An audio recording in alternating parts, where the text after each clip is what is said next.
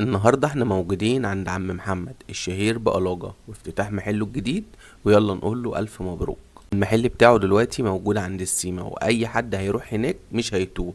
روح عند السيما واسأل على عم محمد قلاجة الحلاق، وأي حد هيوديك هناك. وبورقة واحدة بس هتقدر تحلق استشوار ومكوة وتعمل كيرلي وهتعمل ماسكاتك، وكل ده بورقة واحدة بس. وما تنساش تسأل على عروض العيد. وطبعا هنا النصر كان بيطلع روح الحلاق اللي جواه، وطبعا ده مش موجود في العرض.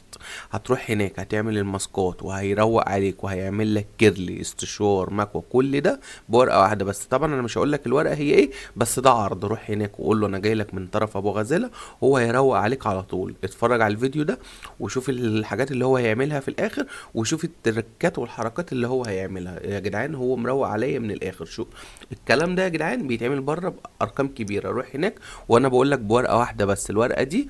روح هناك كده وهو هيروق عليك من الاخر. وهو الصراحه شغال بايده، والصراحه الشغل بتاعه جامد قوي، وباين اهو يا جدعان في الفيديو. الشغل ده مش هتلاقيه بره اصلا في اي حاجه. روح هناك اسال على عروض العيد، وهي زي ما قلت لك بورقه واحده بس، والعنوان عند السيما زي ما قلت لكم. ويلا يا جدعان استنوني في فلوجات تانية كتير، ويلا سلام.